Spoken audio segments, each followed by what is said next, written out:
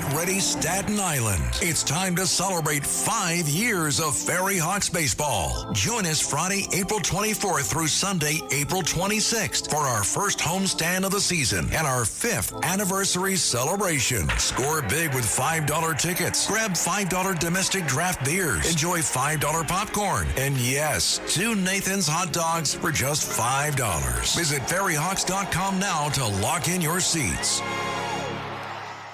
Listen, all you New Yorkers. Taxi! Okay, man, we're looking around. This is the 77 WABC minicast. Rolling by on the road to greatness. We did that. You did that. I did that. That's what we did. You goddamn right. That's what we did. Here it is, the famous mic drop. The very last day for the late, great Don Imus. Imus in the Morning, which...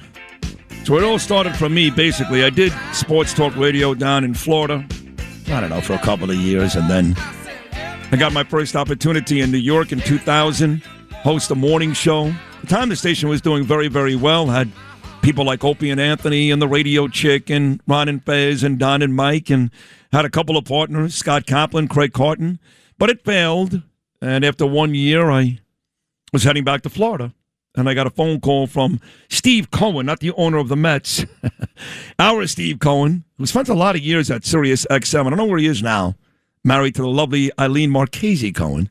And he said, you know, the guys at the band actually like you. So I went and I met with Lee Davis and Mark Chernoff. Turns out Connie Fitzgerald was a big fan too. And they hired me. Chernoff said to me, I said, Mark, I got to make more money. He said, well, here's the deal. They're about to start a new network. It's going to be called the Yes Network. George Steinbrenner. I think it starts in November. This is about 4 months prior to that. So when the network starts, Susan Waldman's going to leave, and I'm going to team you up with Jody McDonald to do the midday show. That's how you're going to make more money. But for starters, you're going to do sports on Imus. I said, what? I'm going to do what? He said, yeah. In fact, you're going to come down next week to Rockefeller Center. Imus is doing his, I guess all those are 3 days, the fundraiser. What'd you call that again? Radiothon. Those radiothons were great. Raised money for great causes. Sid's, Joel Hollander, right, David Jurist, and of course the Imus Ranch. So I met Imus. He was disinterested. But Mike Breen said, don't worry. You guys get along great. It'll be great. And then it all started. And, you know, I was on that show every weekday for about 5 years, but that relationship lasted on and off the air, me and Imus, believe it or not, for 18 years. 18 till he died, which still makes me sad, back in December of, I guess, 2020. And Lou, you were with Imus for how long? I think it was 19. I think it was 2019, too. No, but you started. Oh, when I started? Don. I thought you were talking about when he passed. Oh, I started in 88. 88. So you were with Don a long time. Almost 30 years. Yeah, so. Had the opportunity to speak to his wife, Deirdre, Saturday. She reached out. It was great. We had a great conversation. And the conversation between me and Deirdre Imus led to a discussion about their son, Wyatt, who's doing great stuff out there in Texas. And that turned into a conversation between me and Wyatt just a couple of days ago. And he's doing some big things. I said, hey, come on the show. Let's get you on. Everybody loves an Imus in New York City. Still a legend. So with that said, here he is, the son of the late, great Don Imus, the very impressive Wyatt Imus. Wyatt, good morning, pal. How are you? Good morning. Thank you very much for having me. Good you time. know, Yeah. you gotta know, playing that mic drop wherever my mother's listening right now, she's undoubtedly crying. Yeah, I know. Sounds like you're crying. Are you okay? Oh, I'm fine. You Okay. could have played the Rush song, Tom Sawyer. You know, you could have had Lou play that.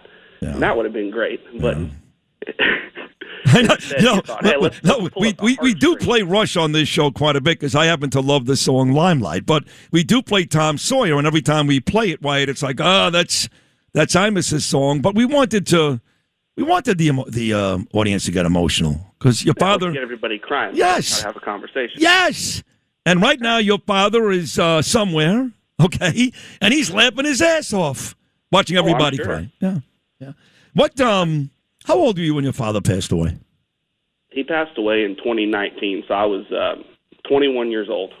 So now you're going to be 28, if my math is right. Is that right? That is correct. I'll be 28 in July. So before we get to what you're doing, and again, you're doing great stuff, how has your life changed? I mean, obviously, you loved your dad. You guys had a great relationship. Trust me, we all know it. Great rodeo days, and he was so proud of you. He loved you. How has your life changed since your dad passed away?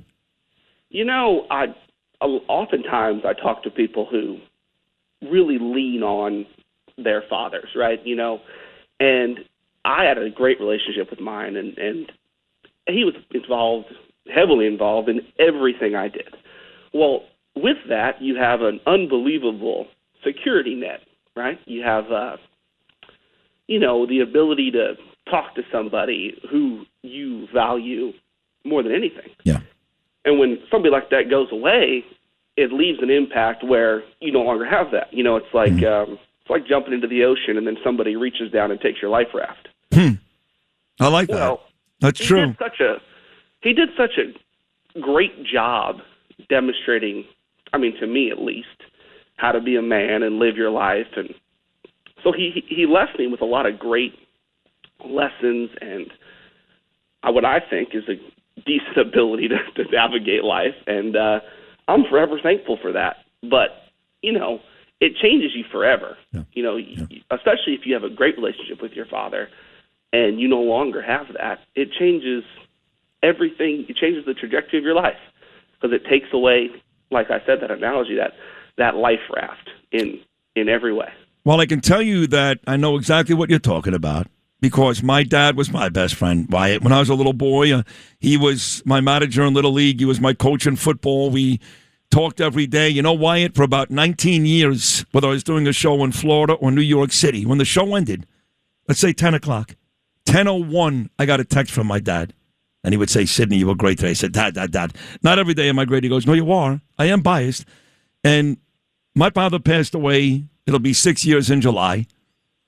And it hurts me still. In fact, my birthday was Sunday, and my dad sang happy birthday to me, literally 2 months before he passed away. And I play it on this show every year. And it hurts, you know. But it struck me, at least, after my dad passed away, we went as a family to Newport, Rhode Island. I had to get away. I couldn't be here. Right. And I came back, and that first Monday morning, back on the air, I didn't get that text at 10:01. No. And that's when I realized he's really gone. No, he's not gone. His memories are here, and people tell me all the time all my successes because he's making sure that's the case. And I know in your case, your father Don is doing the same thing, but I know exactly what you're talking about. Absolutely. And I feel so fortunate, too, because in a lot of cases, people lose somebody like that. They only have a few texts, you know, a few, maybe a voicemail, whatever. Well, I can go to YouTube or turn on your show and, you know, listen to your impression of him. And yeah, it's not terrible. It's getting better. Just called me minutes before getting on here was the great Bo Dietl. Yes. Well, he's very proud of you. I spoke to Bo yesterday. Now he's aware of what you're doing with the horses. Yeah. Now you got to hit. Well, you got to hit him up for cash because, and I love Bo too. He's an uncle to me. He's no longer a friend. Now he's my relative. He said, "I got guys who want to invest." So the fact that you mentioned Bo is the perfect transition, Wyatt, to tell the folks exactly what you're doing today, which Bo is interested in and wants to help. And the beauty of it is, going back to your late great father, it was a dream of his that has now become a reality. Tell my audience about that.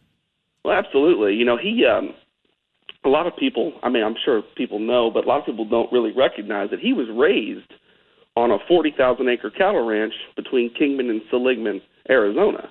My grandfather had a big ranch out there for years before he passed away, and they raised Hereford cattle.